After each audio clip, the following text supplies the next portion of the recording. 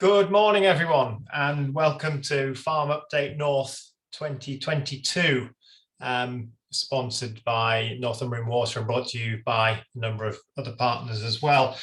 We're living in a time of incredible change for our industry, and we all need as much information as we can about how things are changing for us. So it's vital that we can use that information to plan a way forward for our businesses. We've a very packed schedule today for our presentations. So you'll forgive the team for condensing it as much as they can into the time available. The aim is to provide as much information for you as possible. If you'd like to use the Q&A for any questions as we go through, we're going to have a break to answer questions at 11:35 for the first half of the meeting, and then at 12 for the second half of the meeting. But if you just like to enter the questions as we go in the Q&A, we can collate those and put those to the panelists. So our first speaker today is Tim Rycroft, the CEO of AHDB, and he'll be discussing the changes that have been made at AHDB and the vote that's coming up for all levy payers that we can all take part in. So unless I've forgotten something, without further ado, I'll hand you over to Tim, who can tell us about the future of his organisation. Thank you very much, Chris, and good morning, everybody. A big thank you to Northumbrian Water and all the other organisations who've come together to make this event happen, and thank you for the invitation to be with you today to talk a little bit about AHDB. It's pretty windy here in Warwickshire, so those of you who are properly in the north, I imagine it's extremely windy, and I wish you all the best as the various storms pass over the next few days.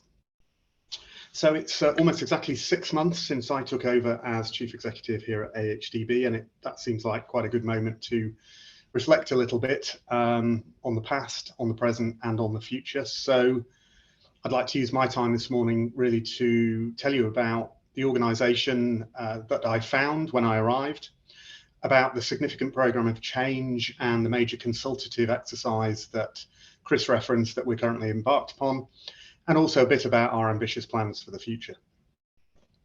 First of all, just a little bit about me. My last job was as Chief Operating Officer of the Food and Drink Federation, a trade association for food and drink manufacturers. And before that, my career has mostly been with big commercial companies. Agriculture is not a completely alien world to me, but it's not a world I've ever worked in. I live in a small village in Nottinghamshire, which is dominated by an arable farm, and I have done for more than 20 years. But I'm not from an agricultural background, so I'm having to learn about that world very fast.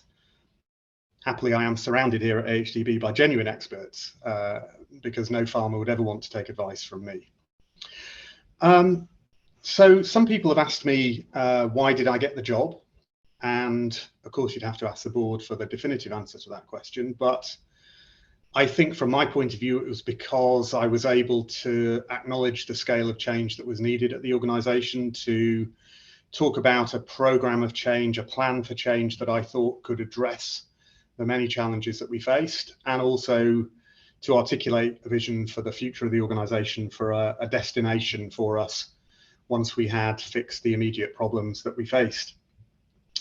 Some people have asked me, why did I want the job? I mean, given the very significant challenges that AHDB faced at that time. And my answer to that is that leading programs of change, turning organizations around, is the most satisfying thing I've ever done in my career. And at the Food and Drink Federation, Ian Wright, the Chief Executive, and I, over 5 years, effected quite a significant turnaround from an organisation that was had very steeply declining membership and was in a very financially rocky place. And we turned it around into an organisation with a large and growing membership and sound finances and quite a strong public profile too, and reputation. And that's the thing, as I look back on my quite long career now, that's the thing that probably gives me the most satisfaction. Yes, it was tough, but the rewards in terms of being able to effect change are enormous, and that's why I took this job. So enough about me, let's talk about AHDB. So I think most of you watching will know that AHDB has been through some very tough times over the last 2 years, but I did just want to remind you precisely what that has meant for the organisation, because I don't think everybody always appreciates quite how significant a challenge that has been for us. It's just over 2 years now since we had a significant fire here at our headquarters in Stoneleigh. Didn't do damage to a large part of the building, but it did do significant damage to our IT infrastructure, and we had to move everybody out of the building in January of 2020. This is before COVID, of course. So the organisation was already displaced, trying to operate from conference centres and hotels locally when we got to the COVID lockdown, which of course happened in March of 2020. So that obviously prolonged the displacement of the organisation, and of course meant that we could no longer do face-to-face events, meetings on farm, some of the things that were absolute staples of what we were doing at that time. In April of 2020, Nicholas Sapphire was appointed chair of AHDB, and I pay enormous tribute to him for the work that he did, really to help lead the organisation before I arrived, and his support for me since I arrived. But he obviously took up his reins at a very, very difficult time. In October of 2020, Jane King, my predecessor as CEO, announced that she was stepping down. And then, excuse me, at the end of last year, at the end of 2020, the ballots were triggered in our horticulture and our potatoes sectors, horticulture in October and potatoes in December. So at the end of 2020, the organisation was already facing some very significant challenges. Early last year, February for horticulture and March for potatoes, we got the results of the ballots. And in both those sectors, as you know, the vote was against continuing the collection of the levy in those sectors. And at the NFU conference, of course, many of us will be at NFU conference next week in Birmingham. At the NFU conference last year, George Eustace, Secretary of State, made clear that he was going to respect the results of the ballots and that the levy payers' wishes would be carried out. And that in turn, of course, triggered a major piece of work for AHDB to wind down its support for those two sectors. And behind that slightly friendly phrase lies the fact that that has triggered a large program of redundancies and a downsizing as we've worked to implement the result of the ballots in those two sectors. And it's important to realise that around 20% of our staff left us during the course of the last calendar year, 2021. I was appointed at the beginning of April last year. Meanwhile, Ken Boyne stepped up as interim CEO, Jane King having by that stage departed. Ken did a fantastic job. He's still here in a different role now, but again, I pay tribute to him and thank him for everything that he did to make my arrival as easy as it could be, and alongside Nicholas to keep things absolutely operating during those very difficult months. Just returning to the ballots for a moment, of course, people have asked me, why do I think that they were triggered and why do I think that AHDB lost them? And I think the simplest truth is that we had lost connection with levy payers. We fell out of touch with them. We underestimated the depth and the breadth of their feelings. And then when we tried to respond, we didn't respond far enough or fast enough to address the concerns that they were expressing. I think another factor is that more generally by our words and our behaviours, we had allowed some of what had previously been rather sort of niche criticisms of AHDB to take root more generally. And those were things like the suggestion that we treated levy payers' money as if it was our own, that we operated from a kind of ivory tower here in Stoneleigh, and that we weren't really in touch with the real world problems that farmers and growers were facing, that we were bureaucratic and slow moving, that we allowed ourselves rather generous expenses and benefits and kind of lived high on the hog. Now, none of those things are the absolute truth, but I also have to be honest that none of them was without truth either. So that was definitely another factor. And then finally, in the specific horticulture and potatoes sectors, I think there were particular factors in those sectors around the market dynamics of those sectors and the way that the levy was raised on an area grown rather than an amount sold basis that were definitely aggravating factors. So there were many factors that led to the ballots and the results. But I don't honestly spend much time these days dwelling on the past, thinking about the results of the ballots, except insofar as it can provide us with lessons for the future. I can't undo what happened, and I think it would be a waste of our energy endlessly to look backwards. I do, however, continue to say to all levy payers and those of you who are watching today that I'm really sorry that we fell out of touch with you and that it came to this. I think it's a terrible thing that happened, and I definitely apologise for it. But as we start now to look more confidently towards our future in AHDB, the time will come quite soon, I think, to stop apologising, to move on and to start delivering. After a short while in post, I began to form some quite strong impressions of the sort of organisation that I had joined. And let me tell you a little bit about what AHDB was like last August. And I've got to start by saying that AHDB was and is still full of knowledgeable, in many cases genuinely expert people who are passionate and who care about farming and who want to see levy payers succeed. And their motivation shouldn't be doubted. I mean, they certainly don't come to us for the salary and benefits package, because I can attest over the last few months that we just can't compete with commercial packages. So people who come here do have a particular motivation about the success of farming. And AHDB has a really proud record, I think. When you look at the things that we have delivered for levy payers, I think a lot of that goes either unnoticed because we've not been very good at claiming credit for the work that we do in the past, and also in some cases slightly taken for granted, I think. And that's again because we haven't, I think, made a strong enough case for the value for money that we provide. But there's no doubt that 14 years after it was created, AHDB remains for some controversial. It was created from an amalgamation of legacy levy bodies, sector-specific levy bodies, and some people still today tell me that was the wrong decision, or that they long for the halcyon days of the Homegrown Cereals Authority or the Meat and Livestock Commission.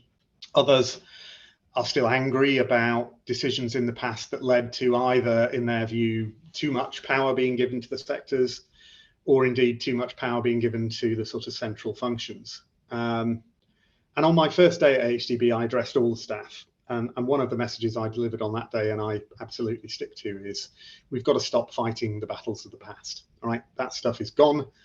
And in the immortal words of Queen Elsa, we need to let it go. We've got plenty on our plates right now to be even thinking about expending energy on worrying about whether Hilary Benn made the right decisions in 2008. AHDB's culture is in many ways delightful. This is an organisation, or it certainly was an organisation, whose income, taken of course from levy payers' pockets, rolled predictably in every year. It trusted its people because they were passionate about farming to do the right thing and get on with it. And though I generalise here, in many cases people set their own objectives without much challenge, and then they reported on their progress against their objectives, again without much challenge. Another hugely positive trait of this organisation is that it's always been open to ideas and suggestions about how it can better help farmers and farming. And that's not a bad trait. But it has led, I think, over several years to us taking on too many projects, or just as importantly, to extending our involvement beyond the point where we're still adding value and never quite knowing how to stop a piece of work out of fear of disappointing someone internally or externally. Now, the commercial sector that I come from, powerfully recognises this gravitational pull that's often called scope creep. And it's very hard to resist because the individual decisions and behaviours that drive it are almost always positive and well-meaning. But in a world where AHDB did not routinely ask levy payers what they wanted and relied instead on a relatively narrow range of views advanced by those who we appointed to our sector boards, and those we talked to on farm, but there was always a risk, it seemed to me, that we would end up unintentionally far from where our good intentions had planned. Our lovely culture also meant that levels of accountability in the organisation were sometimes low. I've talked about target setting and target checking. This also applied to projects and work streams as well as individuals. So performance indicators were often a little vague and sometimes generous, and there was a reluctance to hold individuals to account for under-delivery or poor performance. There was also, I have to say, a reluctance sometimes to celebrate individuals for overperformance. Now, I don't want to come across here as some kind of stone-hearted Victorian mill owner. AHDB is not a commercial organisation, and it is not my intention to run it like one. But I do think there are many elements of the culture I've described that we should preserve and cherish. I do want AHDB to be a great place to work. I want it to attract great talent. I want it to be a place where people feel they can make a difference to agriculture and to develop their own personal capabilities at the same time. But I personally firmly believe that in order for people to thrive, they need both support and stretch. So they must know what they're on the hook for to deliver, and accountability for both over and underperformance need to be understood as part of that package. And as I look back over my own long and winding career, I can see that it was the times when I knew I was falling short and I was supported and encouraged to step up that I grew the most. And that's definitely the culture I want here. The final element of the culture that I came across was that there was a very deep-seated tendency to work in silos.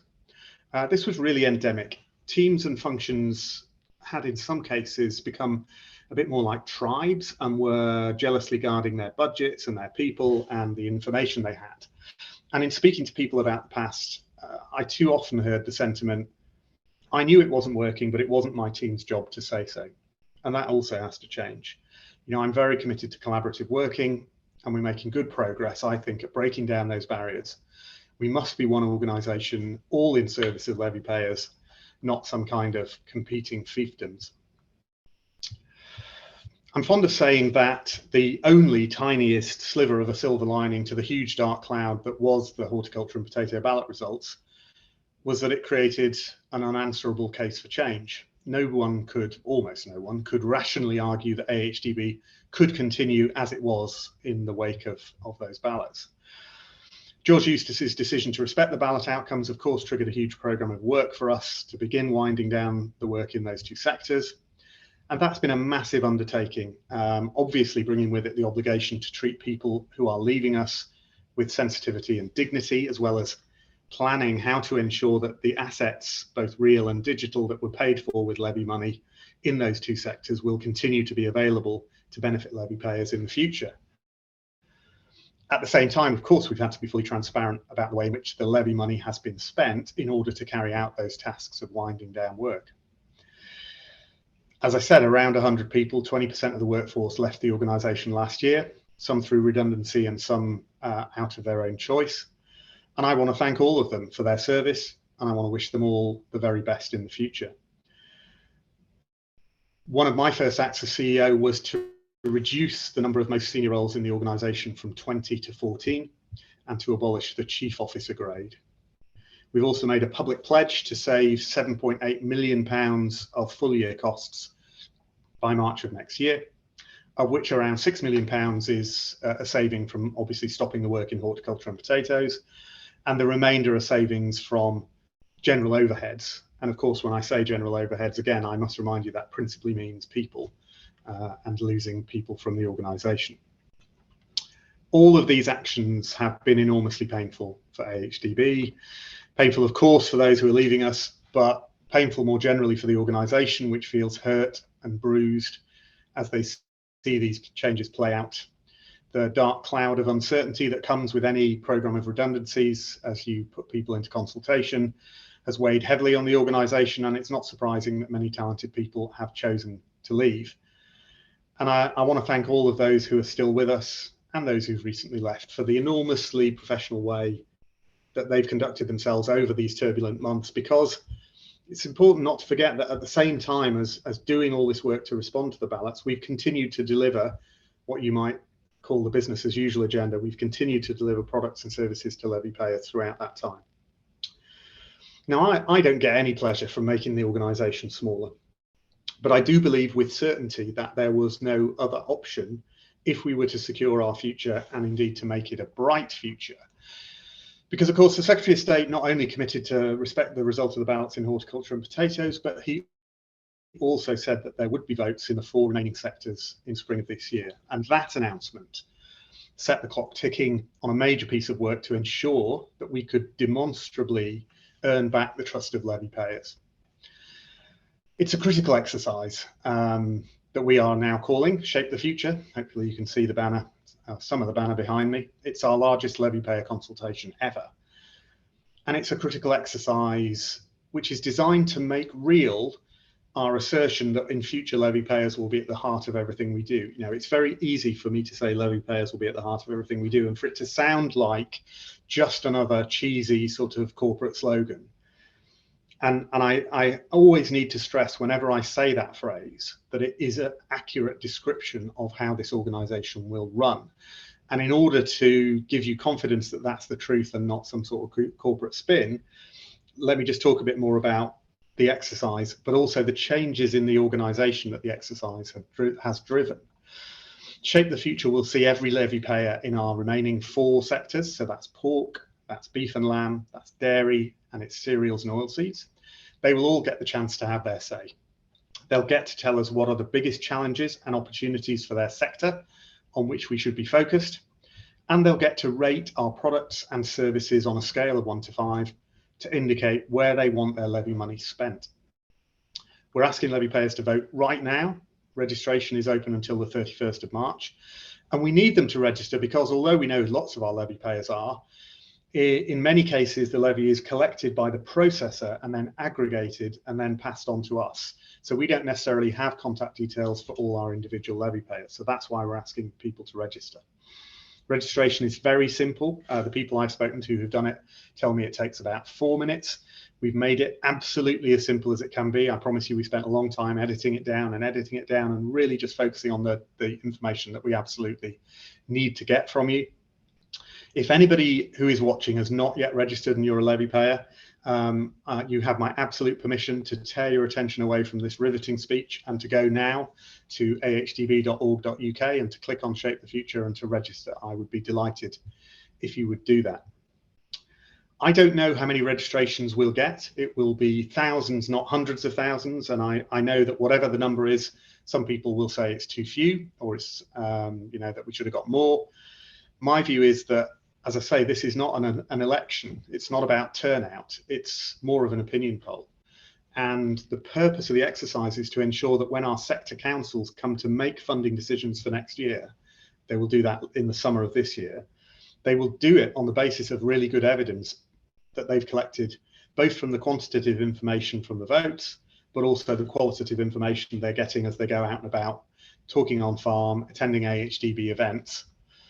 And the results of the votes, which of course we'll publish, will be reported to them both on a 1 levy payer, 1 vote basis, and also segmented to reflect the dynamics of the different sectors and the scale of the different operations. So Shape the Future, I think, is a massive demonstration of our commitment never again to fall out of touch with levy payer opinion. In order, as I say, the vote is, of course, the very visible tip of the iceberg, but beneath the water, the huge amount of work has gone on in the organisation to enable Shape the Future to work. So we've rationalised the products, tools and services that we provide from a list originally of around 30, now down to just 16 tightly focused work streams. We've introduced zero-based budgeting into AHDB to ensure that we can accurately and transparently account for the cost of providing each of those 16 work streams in a way that sector councils will be able to see. We've changed what used to be called sector boards into sector councils, and the name change is significant because the new role of those organisations is really focused on making those funding decisions, on setting out what are the big challenges for the sector. And then, of course, when they've made funding decisions, holding us, the AHDB executive, to account for delivery for levy payers. Now, I understand that some levy payers in the light of recent events will be sceptical.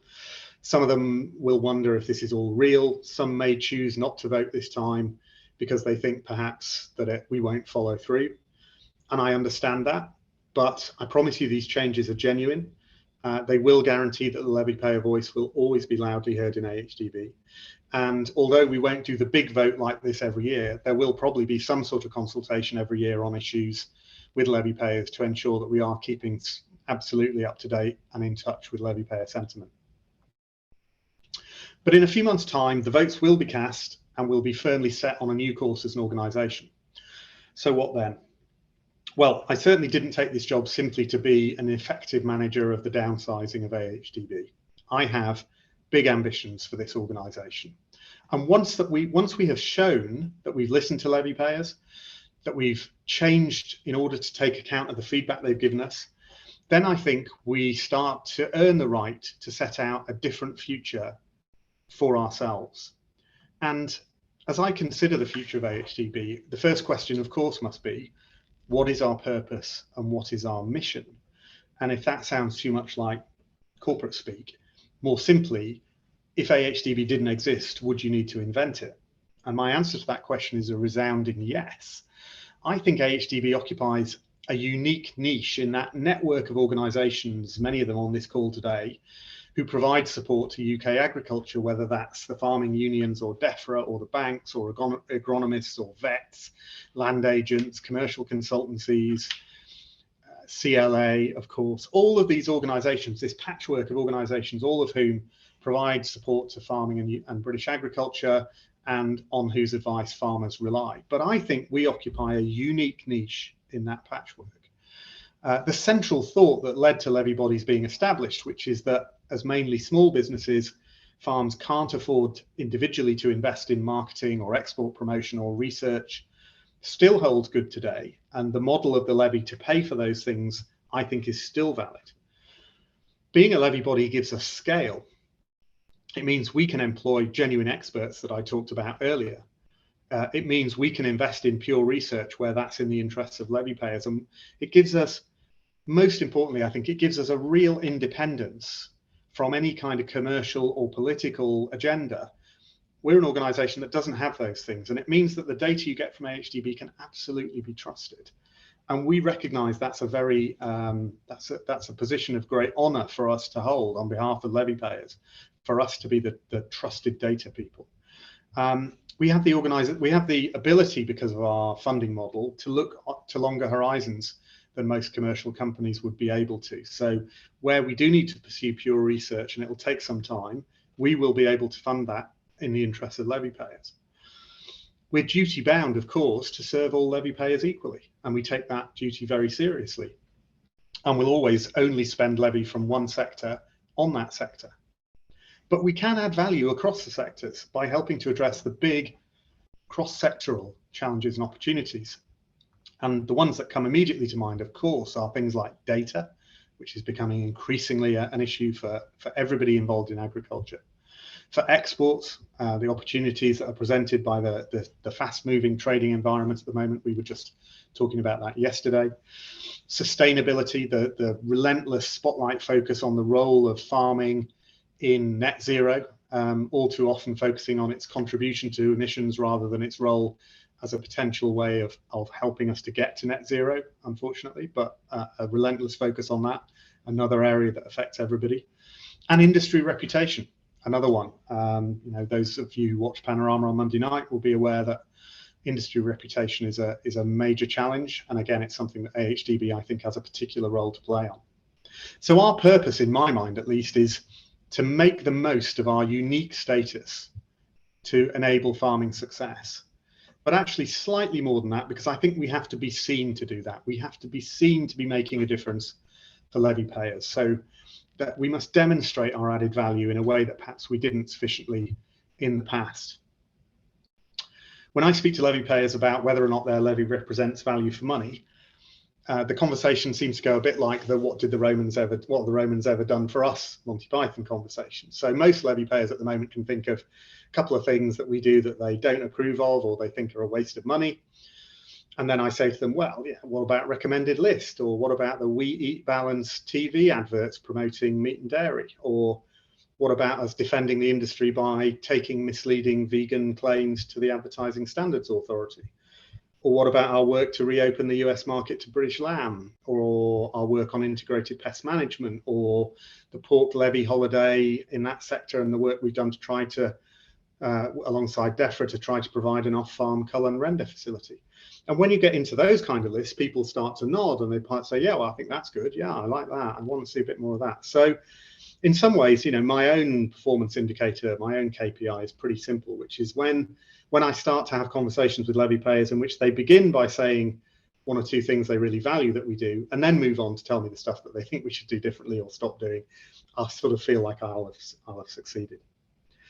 So finally, you know, people say to me, what's your vision for AHDB?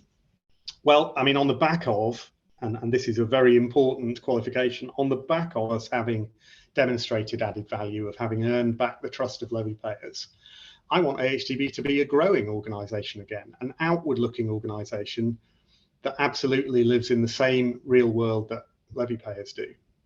I want us to be proud of that niche that we occupy. I want us to be confident about our ability demonstrably to add value. I want us to be bolder. I want us to have an opinion on things and not to be afraid to state it. I want to grow the proportion of our income that comes from beyond the levy, because that gives us more freedom to act in support of agriculture. I want customer service to be one of our hallmarks, as well as our work to encourage industry collaboration and to bring industry interests together. We have as an independent organisation, we have a convening power and we need to use it. I believe on issues like exports and data and sustainability, our trusted independence can and should make us the go-to people for practical advice on both immediate issues and also the ones who can take the long view. As we change our culture, we'll get more focused on our own role and the particular added value that we bring. Do we bring added value to an idea by conception or by design or by build or by operate? In the past, our answer to that question was too often all of the above. In the future, I want us to be much more focused and to do brilliantly the things that only we can do. So we might design something and then hand it over to someone else to build. We might build something and hand it over to someone else to operate. We might operate something for a short time and then say it's now time for us to step away. And moreover, I think, you know, sometimes in the past we've been too keen to wait for an absolute answer, 100% truth. I think we've got to get better at holding the balance between offering 80-20 advice to farmers. This is where the evidence is leading us. These are the safe steps you can take now, particularly on issues like sustainability. And then in a small number of cases, yes, we will have to pursue the 100% truth. We will have to do the pure research, perhaps. In my previous job at the Food and Drink Federation, when I arrived, membership subscriptions had not increased for 10 years. And that's broadly true, I think, of the levy as well. And there was zero appetite among FDF members for raising them. I remember that was expressed to me very forcefully when I arrived. But after 3 years in which Ian Wright, the chief executive, and I worked tirelessly to prove the Federation's worth, to boost its profile, to continue to deliver things that were clearly seen as being of value to members, the members did agree to increase subscriptions. And it seems to me that an AHDB that is demonstrably in touch with levy payers and is delivering demonstrative value for money is an organisation that could reasonably at some point down the line ask for an increase in the levy. And that would be, wouldn't it, a fantastic story to have gone from the depths of the horticulture and potato ballots to a point where our remaining levy payers had sufficient trust and faith in us to say, we want to invest more of our money behind you because we see you making a difference. Now, none of that can happen until we've proven ourselves, but I dare to dream. Thank you for your time this morning.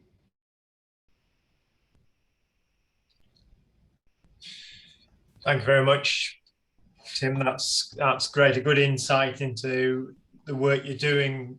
I'm pleased you're not fighting the battles of the past. I'm pleased that you're seeking to represent the industry better than you have in the past as an organisation and improve your accountability. And I think with the challenges of international trade, that we're looking at new markets all the time, having other markets under threat. I think that there's some challenges that you as an organisation can carry forward. I'll just ask a quick question.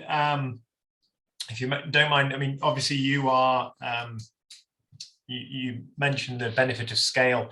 Do you think that having players in the market getting bigger in scale all the time as we get more grouped together, and the players that are in the market, do you think that that advantage would become less, as perhaps it did in the horticulture and potato sector?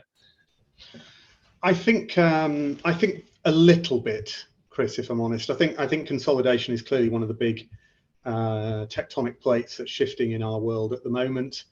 But I don't see an outcome in which there isn't still a large group of levy payers. You know, there will always be some levy payers who are sufficiently of their own scale. So let's just pick Dyson as the obvious example, who don't need support from AHDB, can fund their own research and their own export promotions and all that stuff. But I think there will always be, for as long as I can see ahead, a big group of levy payers who will benefit from the scale that we can bring, who will not be able to access that scale in any other way. So I don't see consolidation as undermining our raison d'etre for the foreseeable future. Thanks, Tim. Thank you very much. Thank you. If Colin is ready, can we move on and listen to? Sorry, can we just have one more question? Sorry for you, Tim. What levels of engagement registrations the AHDB had re the levy review? The CLA will continue to promote and encourage our members to submit their views. Yeah, levels of engagement have been good so far. So we've got about 3,000 levy payers registered so far. We closed the registration at the end of March, and we've always believed that we would get a surge when the closing of registration becomes kind of a motivating factor. I am told by those who know farmers better than I do that they tend to do things at the last minute up to the deadline with these kind of things, and it'll be, you know, we are gradually ramping up our messaging and kind of pushing harder and harder to really encourage people to register. I appreciate the support of all the organisations here today who have helped us with that message, and absolutely would appreciate anything else you can do to do that. It's massively, I think, in all our interests that levy payers have their say, and that's an outcome that we can all get behind, I think. That's great, Tim, and I would encourage everyone to register if they haven't already and express their views. Thanks very much again, Tim, and very welcome. Thank you. So, Colin Whelan from DEFRA.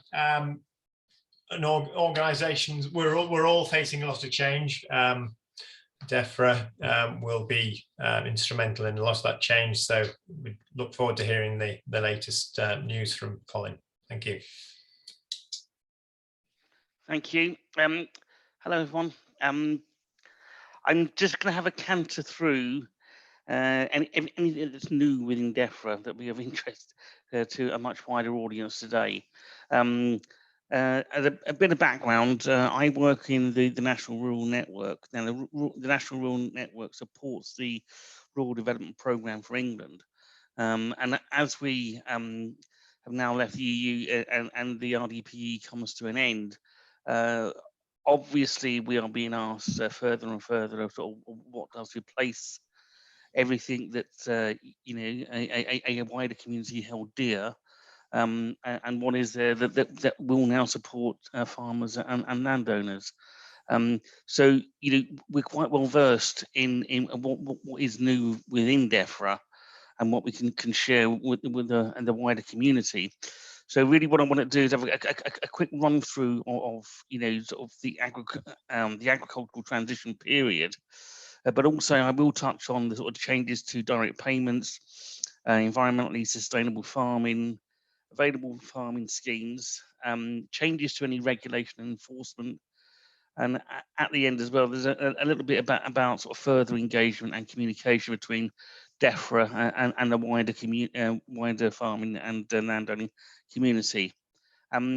So, as an intro to agricultural transition, it is more about the fact, okay, now we've left the EU, We now have the opportunity to shape English agricultural policy to suit our needs, our own needs, and environmentally sustainable farming is fundamental to this new policy. The changes will occur over a 7-year transition period starting from last year to 2027. And I think sort of the parlance within DEFRA is it's an evolution, it's not a revolution. Okay, and I think sort of really what we're looking at is we're talking about less of top-down rule setting, bureaucracy, and strict enforcement. And what we're moving towards is a more collaborative design, flexibility, and frequent and useful change with some genuine support as well. And it's more about we're focused upon the outcomes as well. I give you an overview of the direct payments as well and the changes to them. DEFRA intends to replace the basic payment scheme with a de-link payments in 2024. And we plan to make the last de-link payments in 2027. And recipients wouldn't need to be farming the land to actually receive these payments. And the de-linking will simplify the payments further as we phase direct payments out as well. It will free up farmers to focus on running their own businesses and delivering the public goods that can be rewarded under our new schemes. And again, I provide a sort of overview of the lump sum exit scheme as well, which would enable farmers, which is basic payment scheme applicants who wish to retire or leave the industry to do so in a managed way. Payments would be from November of this year, and the application period would be from April to September of this year. This and really what we're talking about is what comes next, okay? And this is around the sustainable farming incentive, which will be aimed at farmers paying for the actions that relate to farming activities. And we want to see 70% of farms and farmland within the scheme by 2028. And running alongside this, obviously, is countryside stewardship, which is a 3-year agreements that will be offering greater flexibility. But we have to, going back to this point about flexibility, it is about what works best for farmers and their particular circumstances. And the new CS offer will be open until next year, 2023. And CS payment rates were effective from January of this year. And we have also done, and work with RPA means that we made it easy for any applicant to actually send the applications simpler and electronically as well. And landscape recovery, this is all part of a new package, which is aimed at landowners and managers who want to make a more radical and large-scale approach to producing environmental and climate goods on their own land. It will be open to individuals or groups who want to deliver between 500 and 5,000 hectare scale projects. That basically is a quick run through of what will be available. And as I say, there are some additional new schemes, which would include the Farming Investment Fund, Future Farming Resilience Fund, the Farming Innovation Programme, Farming in Protected Landscapes, and the Tree Health Scheme as well. And I move on to this sort of the idea about the changes that we want to introduce around regulation and enforcement. Because by the end of the transition, we will have a reformed regulatory approach for agriculture, and we want to make improvements to the regulatory baseline. We will simplify, be proportionate, support and enable, prioritise and use evidence. And this new regime will be in place by 2024. Finally, what about how you guys, the audience, can be involved? DEFRA's very good at sort of getting out and about, and particularly now that face-to-face restrictions are lifting. And we do want to sort of attend agriculture shows later in spring and summer. So, and they were part of stakeholder workshops, and sending views to, and it's also yourself who you can send your own views to your farming organisations such as NFU, who we work with as well. And you can share your views during consultations as well. There's also, you can sign up to a DEFRA e-alert and subscribe to our blog to hear about opportunities where you may be able to contribute. Because I think the overriding message is that sort of all this, the new schemes, they are going to be designed with stakeholder input, and that means everyone out there who has an interest in farming and that land management is desperate to seek your views as well. So that's why we do encourage your input. Chris, I think that's me. Colin, thank you. We've one or two questions popped up on the Q&A, which we'll keep till the end of this first half of the session. Yeah, thank you. Thanks for that, Colin. It's nice to hear that you're seeking stakeholder engagement and co-design. I think that's really valuable. So thanks for that, and we'll pop back to you for some questions shortly. So next up, Simon Loonis from RPA, if you'd like to just give us your views. Simon, thank you. Yeah, thank you very much, Chairman. Well, good morning, everybody, and thank you for the opportunity to be involved in today's briefing session. I've got a 5-minute slot here. That's obviously incredibly little time to try and cover some of the quite, very complicated topics that we're dealing with here. So what I'm going to do really is just try and highlight some of the areas where things are changing in 2022, and in one or two places where, just to provide reassurance that they aren't in some ways. And then at the end of that, point you in the direction of where you can go to get more information on these, on these key topics that you need to be thinking about for your own businesses. I've got a slide deck. I'm not anticipating I'm going to be able to go through all the detail in it, particularly in the later stages. But what I will do, hopefully, is hopefully we'll make the deck available, and that might give you some more, some more reference material in one or two places. So what are the key changes for 2022? First of all, in terms of the basic payment scheme, first, a bit of reassurance. The application process will be pretty familiar to people from previous years. There's no real change to the application process itself. The application window will open, where we are, cleverly misspelled, on the 15th of March, and will run until the midnight on the 16th of May. It's the 16th of May rather than the 15th. Because it's the 15th falls on a Sunday, and the very last date anybody has for submitting an application with penalties is the 10th of June.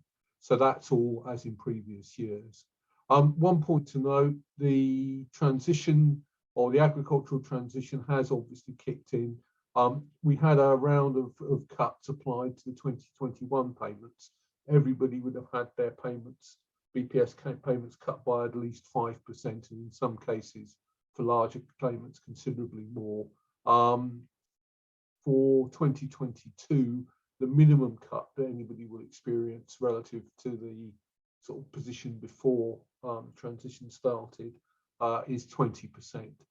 So it will begin to feel real, and people will need to start thinking about how they're going to adjust their businesses to deal with what's happening. We have known for some time that DEFRA intended to give people the option of a lump sum outgoer scheme rather than continuing to apply for BPS. We have been, in the last 2 weeks, we've been given some more detail of how that will work. I'll talk a little bit more about that in a minute. But the headline is that basically farmers can access up to a lump sum of up to £100,000 if they're thinking about leaving the industry. leaving their holdings to be farmed by somebody else. As Colin's already said, we also know, and we've known for some time, that the intention was that the BPS would finish in 2024. So that means that the scheme as we currently know, as I say, will apply this year. It will apply in 2023, and you will need to apply in 2023 if you want to sort of stay in the game to receive delink payments going forward. But then at that point, the requirement to have land and entitlements in order to receive a payment from DEFRA will disappear, and there will be a delink payment calculated on the basis of an individual farmer's individual BPS claim averaged across 2020, 2021 and 2022. And that is the new piece of information that we have literally gained in the last 2 weeks, and obviously very important for people in terms of calculating what it will mean for them going forward. So this reference, you have this reference amount based on 3 years, and that is the sum to which the reduction factors will be applied to bring your payment down to zero over up to 2027. Countryside Stewardship, the headline there is that payment rates have been reviewed. The impact on any one farmer participating in stewardship will depend on the options you've got. But overall, the headline figure is that the payment options of payments are rising by 30% on average. Anybody who is already in an agreement or has got an application outstanding for an agreement now will receive the benefit of the increases. There are a couple of places or a few places where rates are actually being reduced, but those will not be applied to current agreements and will only apply to new agreements in 2023 onwards. Other piece of news, you'll know that the application process for CS, and particularly mid-tier CS, has been fairly clunky up until now. We do actually have a fully online application process for CS mid-tier agreements this year, and that's hopefully something which will make it easier for people to apply to the scheme. If your participation, if your existing CS agreement is coming to an end, you will be offered the option again this year of having a mirror agreement. That will be a new 5-year agreement, but essentially rolling over the options that you had in your previous agreement. That gives you a more streamlined process than necessarily negotiating a completely new agreement to take effect. But there will be some circumstances where you'll want to change your options or participate or apply for capital items that you wouldn't be able to if you did apply for the mirror option. Environmental stewardship, that scheme is obviously coming to an end. But again, if your agreement is coming to an end during 2022, if Natural England is content that your agreement is meeting its sort of stated objectives, we will contact you to offer you the opportunity to actually extend the existing agreement for a further year if you want to do that, and that's one of the choices that people will be thinking about this year. Oh, yeah, key changes for 2022 continued. Sustainable farming incentive. I mean, this is obviously new and important for people to think about. The rollout of the pilot for the main sustainable farming incentive scheme is continuing. We've had about 1,000 applications. Most of those have had agreements and have started their agreements. There are about 100 where we're still completing that process of offering the agreement and getting people started in the pilot. But over and above that, all farmers will have the opportunity to apply to what's been described as SFI early uptake scheme during 2022. And I will say a little bit more about that in a minute. That is that. The local nature recovery, landscape recovery, the higher tiers of the new environmental schemes which are being offered as part of ELM. Basically for 2022, the process of tests and trials and piloting those continues. BPS, this is really fleshing out what I've said to you already. You can see there the flight path for the reductions in BPS payments to 2027. Points to note particularly, as you've already noted, BPS is going to be replaced in 2024 with this D-linked scheme, and your payments for that D-linked scheme will be based on the average of your claims for the 3 years from 2020 to 2022, but you must also have claimed BPS and been eligible for BPS in 2023 to qualify for that D-linked scheme. So that's a really, really important point to have in your mind. The lump sum outgo scheme, I'm not going to say too much about that. It's something that it's a maximum sum of money involves 100,000. It's probably not going to prompt somebody to think about it who wasn't already thinking about leaving the industry. But for some people, it will be important and useful and worth going into the details of what's involved. But basically, the reference period for the sum of money that you could claim under as an outgoer will be based on what you claimed for the 3 years, 2019 to 2021. That reference amount will be capped at 42,500 and then multiplied by a factor to basically give us a maximum payment that anybody could receive as the basis of their lump sum of 100,000.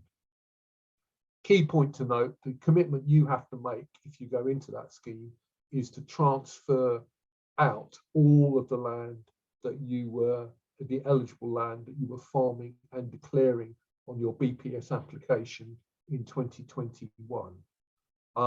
You will also need to surrender all the BPS entitlements that you hold.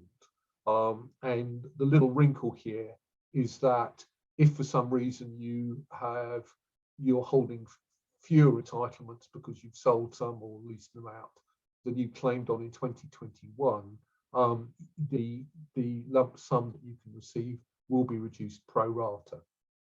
So if you have changed your number of your entitlement holdings since 2021, you are thinking about that, worth bearing that in mind. Stewardship, I'm not going to go through this slide really. It basically sets out the dates, gives you some more of the details behind what I've already said.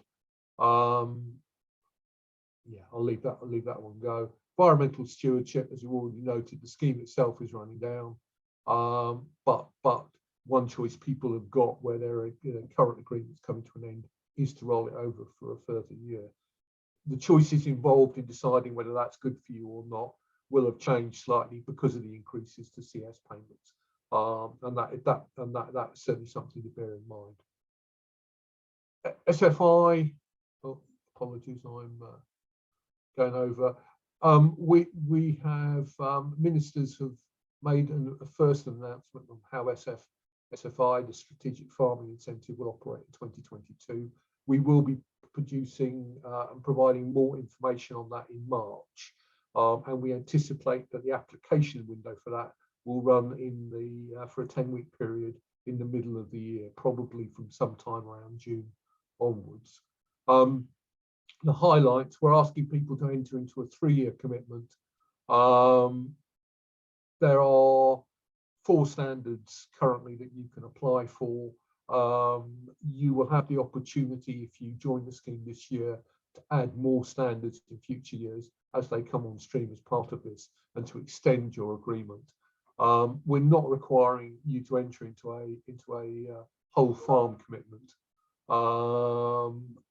You can choose which land parcels you want to enter into it, and you can also combine being in SFI certainly with claiming BPS, but also claiming CS or ES on your land as well, or potentially being in a private environmental scheme for something like carbon sequestration. So very much the the evolution rather than revolution, but very much the start of the new world. as part of what we're looking at. The balance of my presentation go into some more details on the standards and the payment levels associated with them. The feedback we've had so far, the arable soil standard particularly is attracting quite a lot of interest. A lot of discussion around moorland standards and how we're going to make that work in the uplands and make it work for farmers on common land. Generally, we're engaging with the industry to try and make this work as well as possible. I'll stop there, Chairman. Thank you. Thank you, Simon. That's great. I realise the difficulty of trying to condense the next 5 years of schemes into 5 minutes. So thanks for that. Having discussed the schemes, if we move on to Susie Hardy from Natural England and CSF, if you'd like to tell us what's coming.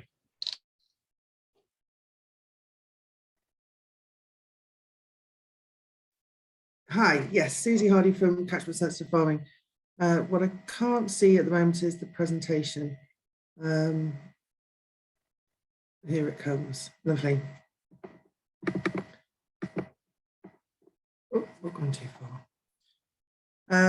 Yes, I'm going to very briefly have a chat about supporting farmers in 2022. I am the River Basin Coordinator in the North East for Catchment Sensitive Farming.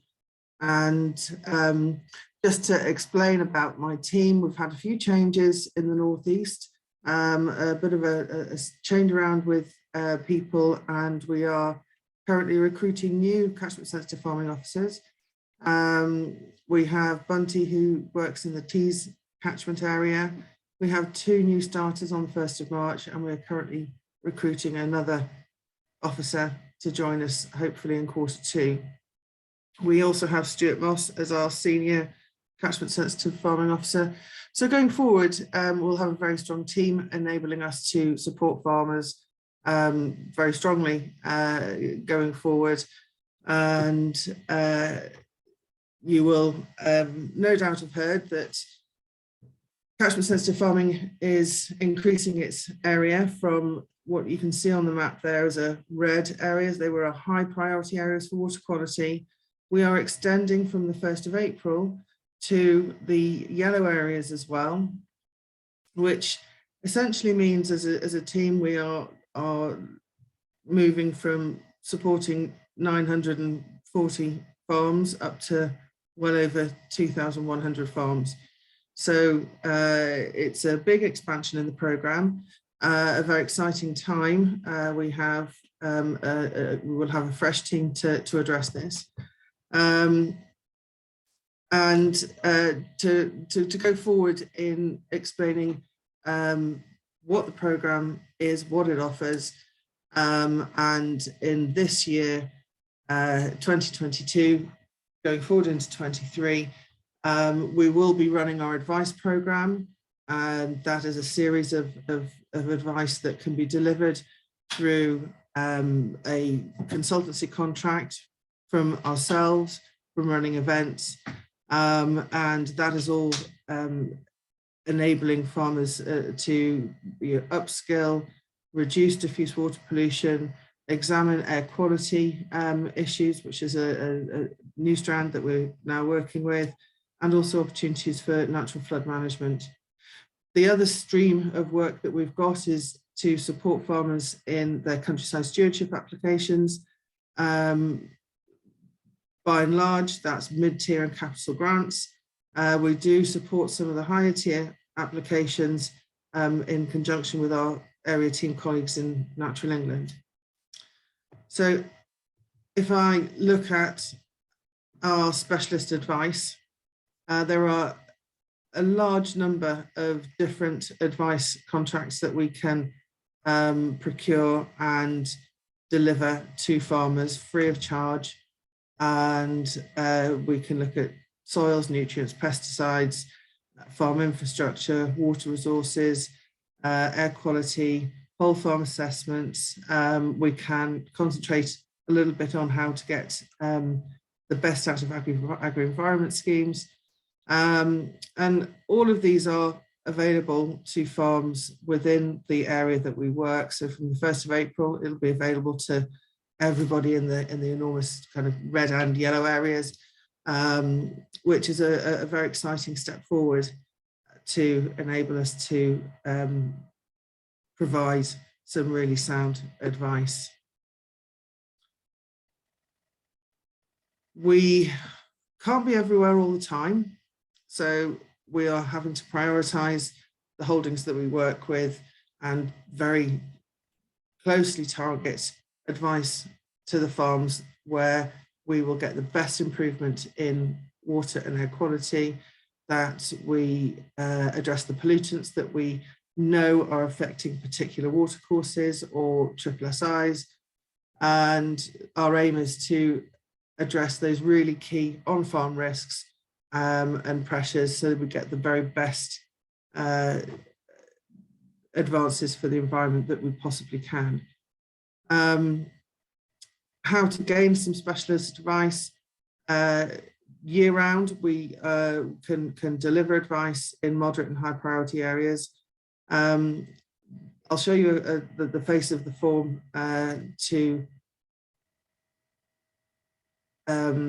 to fill in shortly, but essentially email us at the Northeast inbox, which is the address at the bottom. Again, identifying priorities. I'm being hurried up. I think I've already had my 5 minutes. If appropriate, we will then recommend countryside stewardship options, and following on from our advice, we can help support farmers in their applications to countryside stewardship. Those options are listed in the Annex 2 or Annex 5 of the manuals, depending on which you're looking at, capital or mid-tier.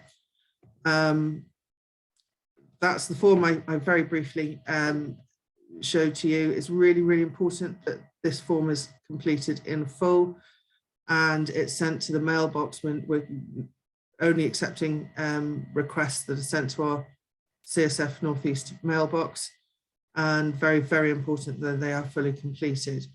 I've covered most of that already. It's important that the magic maps are used to make sure that farmers are in the right areas and are looking at the right priorities. And we will endeavour to provide those approvals within the deadlines, but obviously we may not be able to service everything this year, given the increase in our catchment area. Key dates, again, we've seen this in the previous presentation. We must have the request for support come in by the 20th of May, the deadline being the 29th of May, but the capital grants is going to stay open on a rolling window unless the RPA issue a 6-week notice of closure because their funds are limited. There you go, there's the mailbox number, address, and thank you very much. Super quick. Yeah, 5 minutes goes nowhere. Susie, thank you, and well used. It's wonderful to see a suite of great services available for free that make those of us who live in nice clean water areas most envious. We do have a few questions coming in, quite a few of them are details about schemes. I'll just pick one just in the interest of time, and then we'll try and answer the rest of them either during or after the chat. But if SFI is a 3-year commitment, those people on single-year rental agreements, are they with no secure tenancy? Does that mean that they're excluded from the SFI scheme, which disadvantages the occupant as against what a neighbour can do on a longer tenancy? Yeah. I think this one was for me, wasn't it? But Simon, if you want to jump in, because I don't know the answer, but I would have gone back to someone in okay. Definitely been better qualified to give a proper answer, and I'd come back to you, Stephen, unless you know better, Simon. Yeah, thank you, Colin. I can comment on this a bit, and then you embellish it as you need. I think the first point to note is if you're holding land under a license, so you've got you're a licensee that you wouldn't have been able to use to support a BPS claim, then in that situation, unfortunately, I don't think you would be able to claim SFI on that land because you don't have any security of tenure, so you can't really commit to deliver the agreement. If you've got a farm business tenancy, we are aware that sometimes those agreements come to the end of their life and are then rolled over annually with the goodwill of both parties. As far as we can, we are trying to put people in that situation, or tenants in that position, into a position where they can claim the payment. And there is an awful lot of work going on to try to understand the issues that tenants and people who don't own their land will be dealing with in applying for these new multi-annual schemes. And we're working with DEFRA, and Baroness Rock has been asked by the Minister to take a particular interest in this as well, to try to actually make it as easy as possible for tenants to participate in these schemes. And put it around the other way, I mean, most landlords will want to encourage their tenants to be involved, but also to make it more difficult for a certain landlord to unreasonably withhold permission for somebody to be involved. Thank you, Simon. That's great. Thanks very much. Thank you. We will try and catch up with the rest of the questions and either type answers or answer them later on, but I think we should just move on. We've got Jackie Hamer next from the Environment Agency, talking about farming rules for water. Those who regularly can catch up the Farming Update North events will be familiar with the trail that she gave us for these rules. They came as a big shock for the rest of the industry, and hopefully there's been a lot of developments about them in the last few months. So over to Jackie to give us an update on that and other Environment Agency matters. Thank you, Jackie. Thanks very much, Chris. I'm hoping everybody can hear me. Yes, I have become a bit of a fixture at these events, but I have to say this could be the last one because there's every likelihood that I will be retiring at the back end of this year. So this could be my swan song. Anyway, I haven't got to cram quite as much into my 5 minutes as some of my colleagues have. So I shall just give you a quick run through of some of the sort of key topical issues that we are dealing with at the moment. Could you move the slide on, please? That's it, lovely. So firstly, I just want to say a little bit about farming rules for water and the regulatory position statement 252, snappy title. Farming rules for water came into force back in early 2018.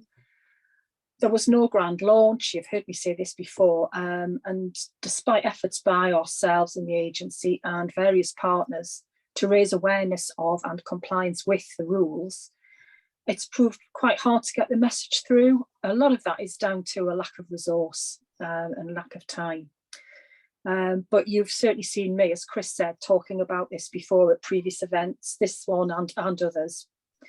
The reason that the regulatory position statement came into being was because water companies were finding that they were struggling.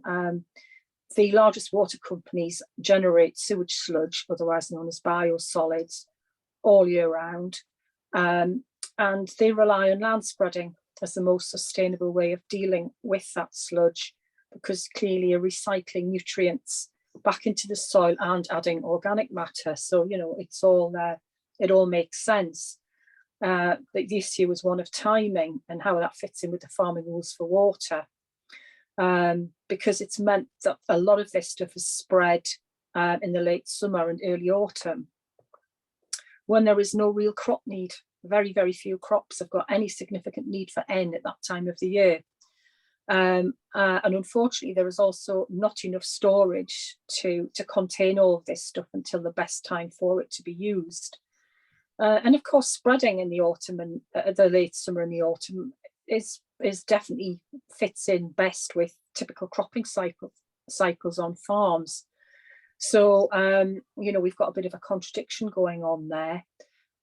We've also got issues with high available nitrogen slurries and digestates being spread at that time, and that's a clear contravention of Rule 1 of the Farming Rules for Water. The regulatory position statement has enabled biosolids to be spread last autumn, subject to complying with some certain conditions which were quite clearly laid out. Those conditions would minimise the loss of nutrients to water to a sort of an acceptable standard. But we need a long-term resolution for this, because otherwise it will be an ongoing difficulty. As a result, DEFRA is leading an industry working group, and that's looking at how to manage the issue going forward in a sustainable way that works for the environment, but it also works for farmers and it works for the water companies. In terms of the uptake of the regulatory position statement, you can see on the slide that quite a few notifications have been received, although almost nobody's got in touch with us to say they aren't able to comply. But you know, it's been widely taken up, so it was something that was needed, and we'll have to see where we are in terms of dealing with the issue next year. Next slide, please. Thank you. So in terms of an update on regulatory activity within the agency, as the slide says, you know, oh, sorry, I've gone too far myself now. Yeah, as the slide says that, you know, in terms of Environment Agency regulatory visits on farms, these have fallen to very, very low numbers in the last 2 or 3 years. And it's for the simple reason that we're just not resourced to do this.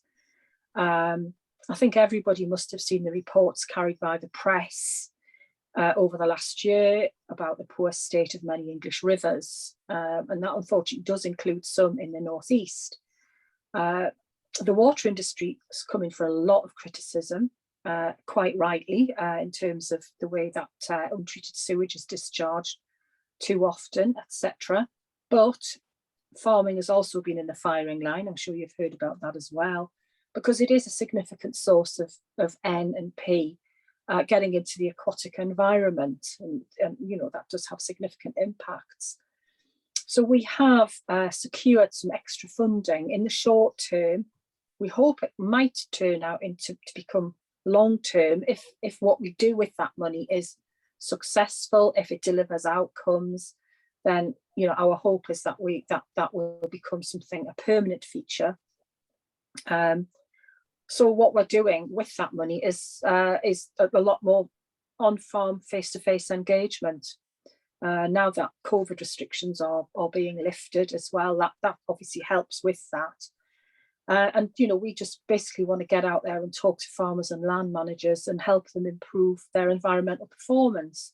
And we've already started that. Our numbers of inspections are already going up. So, you know, that is a key point. So, you know, it could be that you will be seeing more of us on farms over the coming year. Last slide, please. Or next slide. Here we go. Yeah. I did say a little bit last year about how we target our regulatory work, because a scattergun approach simply doesn't work. You know, we still have, even now, we still don't have a massive amount of resource. While we have it, we want to be able to prioritise the catchments where we need to focus our attention. You may remember, if you were part of this event last year, I did share some maps. They highlighted some of the catchments where we had issues, particularly with regard to high levels of phosphate. Since then, we've been doing some more source apportionment work, which allows us to calculate how much N and P in a catchment comes from permitted discharges, which could be from industry, could be from sewage treatment works, and what is not, what we can't account for.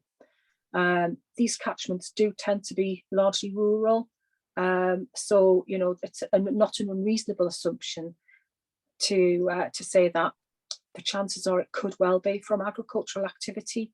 So they're the places that we're targeting our regulatory visits. But I think probably my final point that I would emphasise here is that advice still forms the backbone of any of our visits. Yes, we'll take regulatory action if we have to, but we've always given advice during visits, and we will continue to do so. So that will still be a key part of, key tool for us in terms of helping farmers to improve their environmental performance. And that's it from me. So thank you for listening. Thank you. Thanks again, Jackie. That's great. And if you're not with us for future events, thank you very much for your contribution. We'll move on to Ian Cairns, the Farming Advice Service, with some advice to take us forward. Thanks, Chris. Thanks very much for that introduction. And thanks to Northumbrian Water and the other sponsors for getting me involved in the programme again this year. Yeah, my name's Ian Cairns. I'm a farmer and consultant from Northumberland, and I was just having a bit of a tally up. I've been involved in cross-compliance advice since 2007, which doesn't sound too bad when you say it quickly, but that's 15 years of giving cross-compliance advice, man and boy, if you like. So yeah, I've got 5 minutes to go through maybe some of the sort of key areas of cross-compliance in 2022, and I'm just trying to move the slide on there.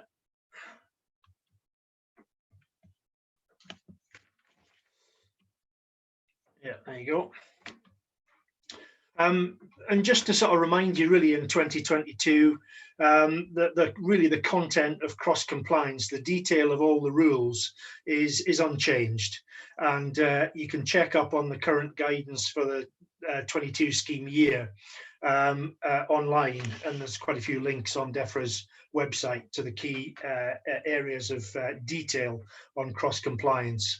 DEFRA was very keen that there would be a change of emphasis on the inspection process, both the communication with farmers to understand better, the impact that the inspection process had on farms, and also the outcome of the inspection process had in terms of maybe sort of helping farmers understand what the issues are to a greater extent, and applying more proportionate penalties than the previous regime had been able to make. And as both sort of Colin and Simon have said already, the BPS payments are going to be delinked from 2024. So basically the current cross-compliance arrangements, and they'll be notified each year, will apply to BPS claims and the land involved right through to 2024. So all the stuff we've been talking about for years still applies, and as long as we're claiming BPS, the cross-compliance rules go along with that. And just to remind you that cross-compliance also applies to environmental schemes and the Farm Woodland Premium element of the English Woodland Grant Scheme. So it's not just BPS, it applies to those other schemes as well. And just to give you a bit of an update on the inspection process over the past 24 months, because we've got the provisional data from RPA for 2020, and there were fewer inspections carried out in 2020, 8,100 compared to 12,000 in 2019. But of course, a big issue there, a big area of that was to do with COVID and the inability to get onto farm and carry out inspections safely. But really a smaller number of failures were found as a result of that, but roughly the same percentage of failures. So about 14% failures compared to the number of inspections that were carried out in different areas. And I've just put on there a little bit of a tally as to the different penalty rates applied. George Eustace was very keen that the levels of penalty were appropriate and proportionate where issues were found. And if issues were very minor, then the ability to use warning letters and advice was being encouraged for very minor issues. But obviously where failures were found and problems were identified, an appropriate level of penalty applied. So the figures in brackets there were from 2019. These are the number of warning letters or penalties applied in each category. And the figure at the start of each of those is the figure for 2020. So for example, in 3% penalty, 603 penalties of that 3% level were applied in 2019, but 423 were applied in 2020.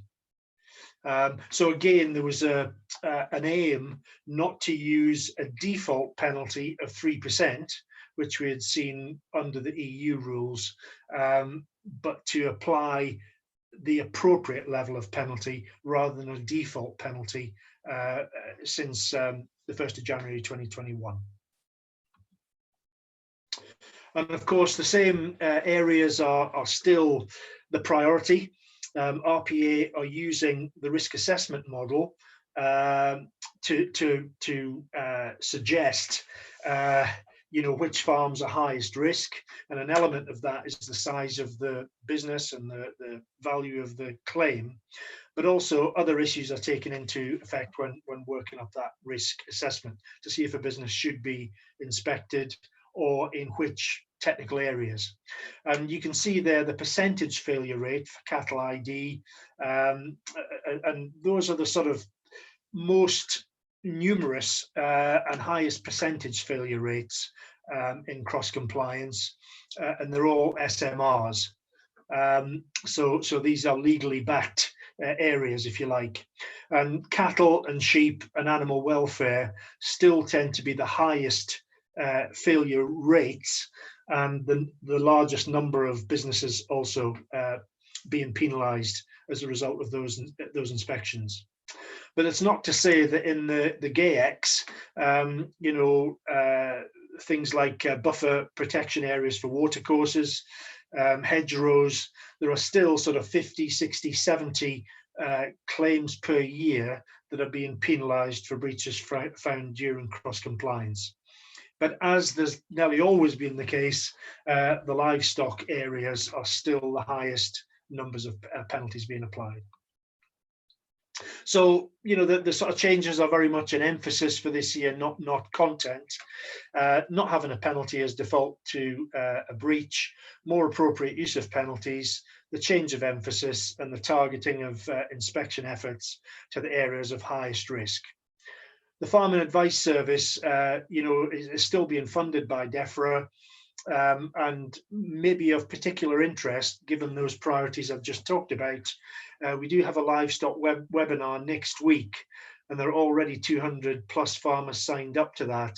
And that's really going to look at the livestock issue in a fair bit of detail and talk about what farmers might do to try and prevent that risk if they were inspected in practical terms. So you can find that information on the DEFRA website and the Farming Advice Service website. So I'll just leave it there. Thanks very much, Chris. I'll hand back to you now.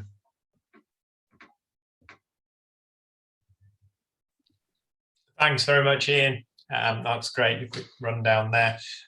Passing swiftly on to Rob Cooper of Northumbrian Water about current issues in the catchment and the Northumbrian water areas.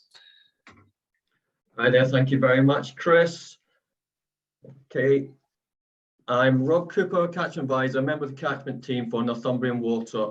Now, our role is looking after the raw water quality, so that is pre-treatment before it goes to the end of the treatment processes that we have in place. So that might be to remove pesticides or reduce pesticides, nutrients, water colour, or it might be metals as well. And there is a history of metal mining in the northeast, certainly around the Weir and on the Tyne catchment as well.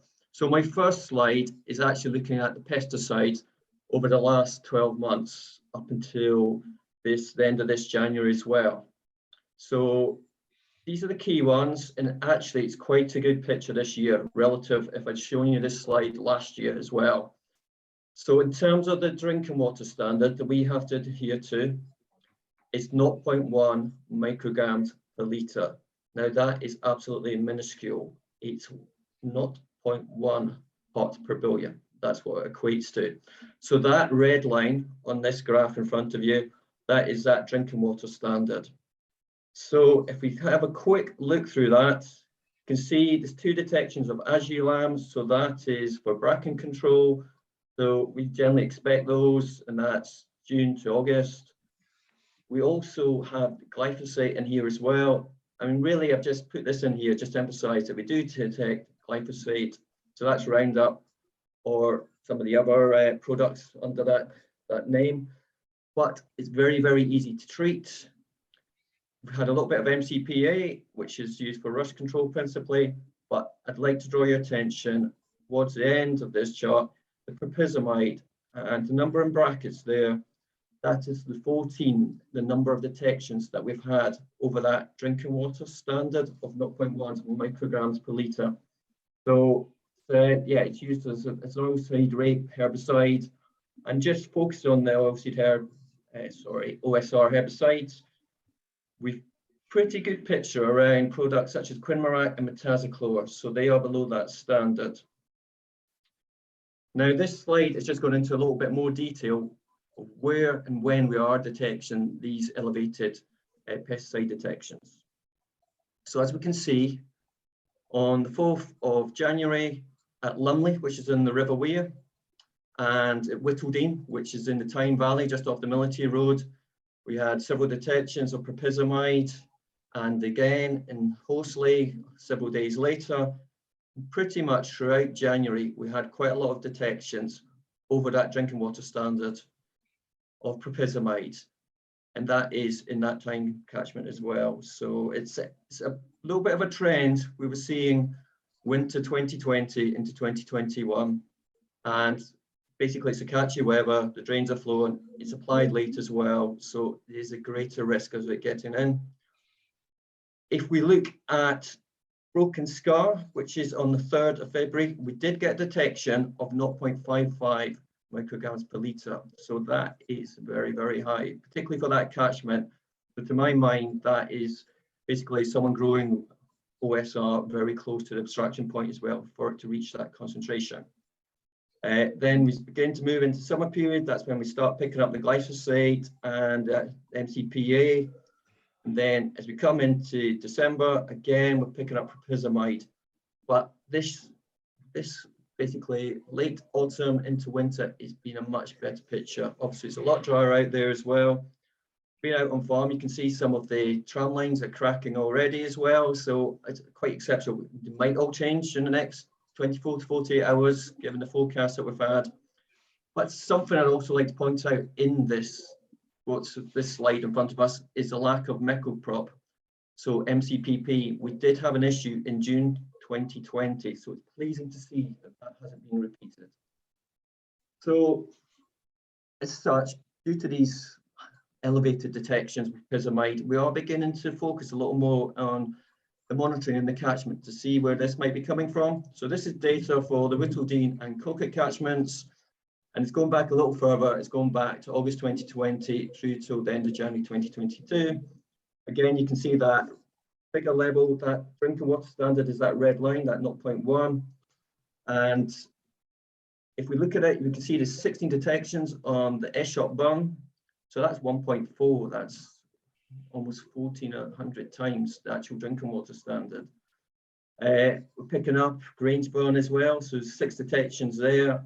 And also the Thurston burn. So that's almost, it's over 0.7 in terms of that concentration. And that's one of the larger burns. So there's more water actually going into the main river, going into the Coquet. So, okay, I'm just going to quickly race through these. Now, there's a couple of detections there at the end, which are at Dodley as well, and Great Southern and Royal Tunnel. Now, they are in the Whittledean catchment. And that was basically elevated concentrations, and that did lead to us having issues terms of water treatment as well in the Woodland catchment. So that's why it is important that there is stewardship out there to monitor those products. So just a quick mention about metaldehyde. The use-up period for that is the 31st of March 2022. And really, it's been a very good picture. We've seen very, very little. The water detection of 1.6 micrograms per litre on the Ishop barn, and also on the brownie, we did catch it or detect it in 0.3 micrograms per litre. So that's down on the weir. But generally, we wouldn't expect to see much more of that. Now, just to wrap up, what we can do around these elevated pesticide detections and also around cryptosporidium as well, we now have in place a scheme called Filtered Tap, and basically covers 4 themes. And that the first of those themes is in the yard. So we are going on farm to farms, and basically we're able to support farmers with various options. So it's worth remembering that up to 40% of pesticides found in the catchment are derived from the yard. So options such as pesticide filling areas in combination with biofilters, it can help reduce that point source getting from the yard and down into the rivers and to our points of extractions. There's also other options such as clean and dirty water separation and rainwater harvesting. Moving on, we also have options in the field. So that might be things such as silt traps, sediment traps. So it could be a corner of the field where it's actually dug down and you're capturing that sediment. So it's stopping it going into the water courses, going into your drains and going into the main rivers. Might be grass margins, or it could be watercourse fencing in combination with water troughs as well to reduce the risk of cattle and sheep drinking out of the water, and it reduces our risk of cryptosporidium as well. So we also offer soils visits as well. So we'll pay for a soil consultant to come out and see you.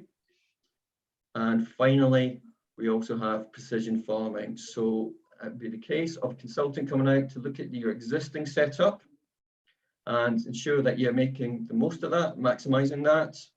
Or it may be, if you haven't got it already, looking at auto section shut off or auto steer as well. So there's a number of different options there. If you want to find out more about these, the eligibility is in these safeguard zones. So this one is for the co-kit. There's my contact details there.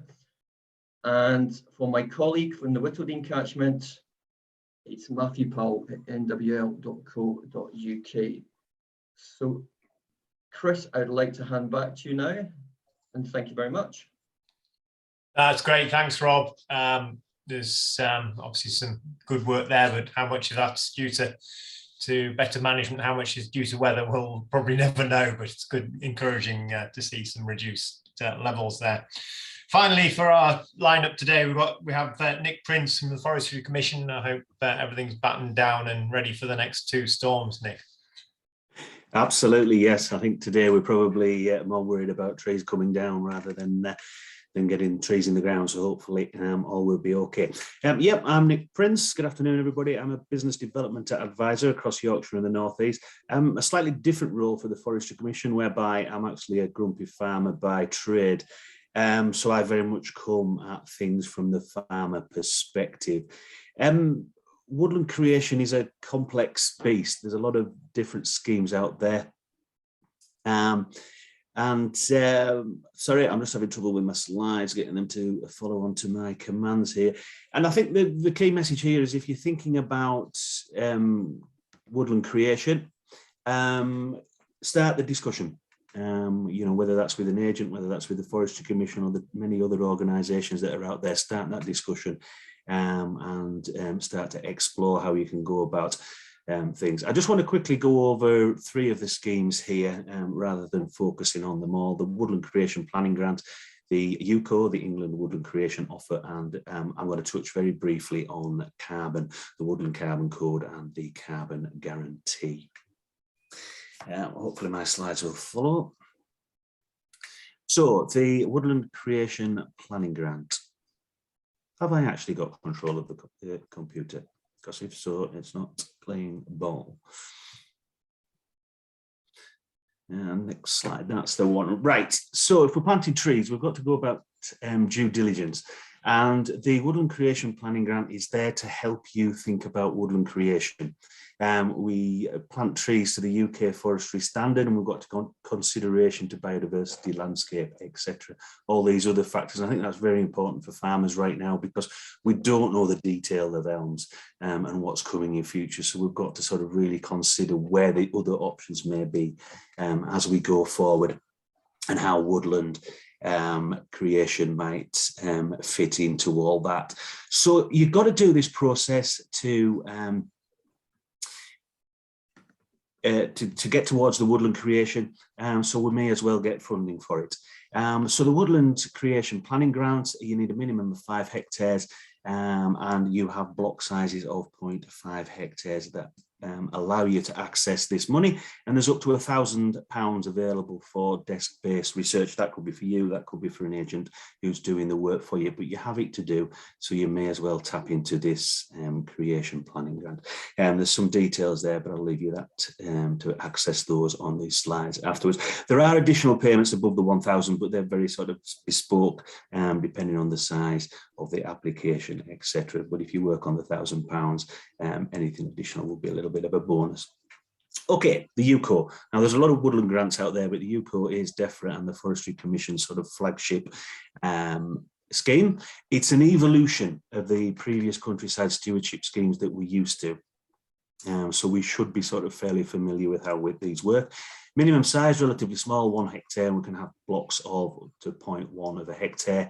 And if we're doing riparian or shelter belts, it's down to 10 metres. So either side of a water course, maybe we can afford to lose that land on the farm. We use the capital items. The payments have gone up for these, and it's up to £8,500 per hectare. So this is the trees and any work associated with that. I have a UCO application in on the farm at home, and my payments came in at around about £5,500 per hectare. So there's plenty of scope in there. That includes the trees, the support, the protection, stockproof fencing, dry stone walling, etc.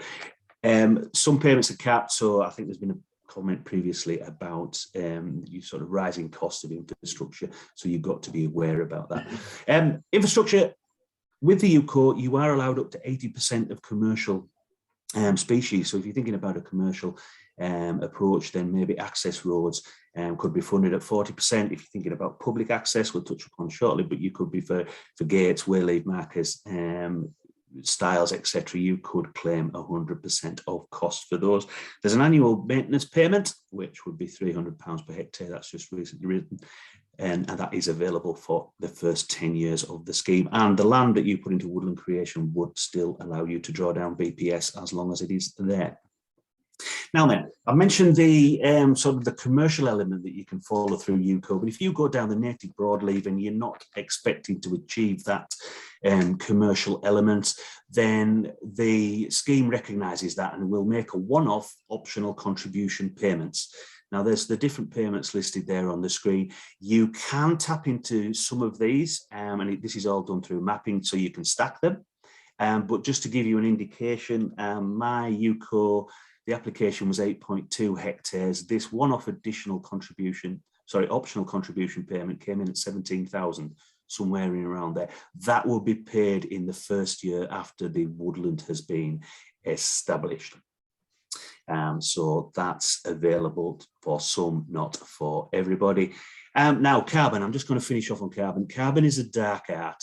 If you're thinking about planting trees now, the key message is to register your woodland creation with the Woodland Carbon Code, and that way you can tap into the Woodland Carbon Guarantee. The Woodland Carbon Guarantee is the government scheme to sort of guarantee a price for carbon in the future. It doesn't remove your right to attract payments from the private sector for carbon, but the key message here, if you're planting trees going forward, register them first before you start planting so you can tap into the carbon guarantee if necessary.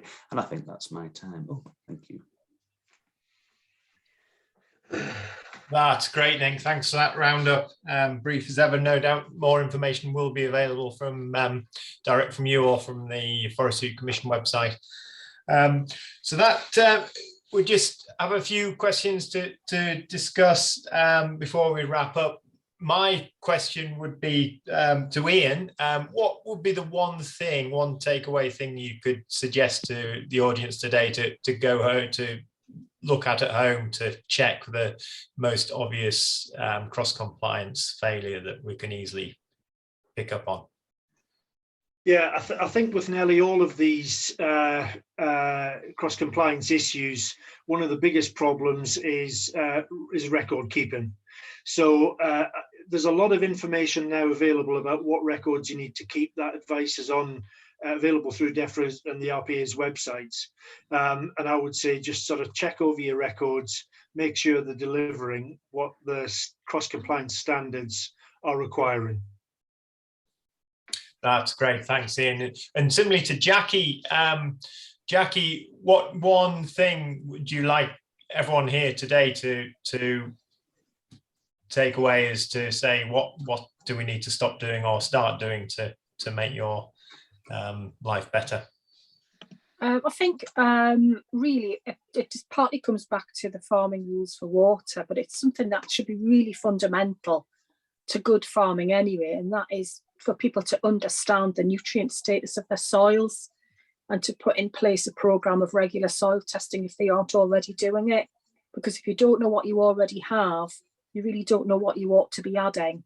And of course, there's all the good practice around trying to increase the organic matter of soils as well. I think that'd be two key takeaway messages for me. That's brilliant. Thanks, Jackie. And similarly to Rob, what's your biggest issue?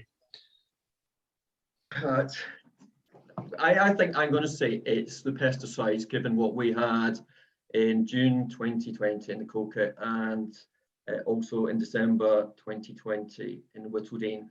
So for that reason, I think it's important for farmers to actually think about basically the pesticide handling areas when they are filling up, and think about where spills are going to go, where does the water run, where the actual drains as well. What can you do? Do you have an action plan in place to potentially block those? So if you want to find out more, they can contact me and Matt as well. We have to come on farm, look at those and look at ways to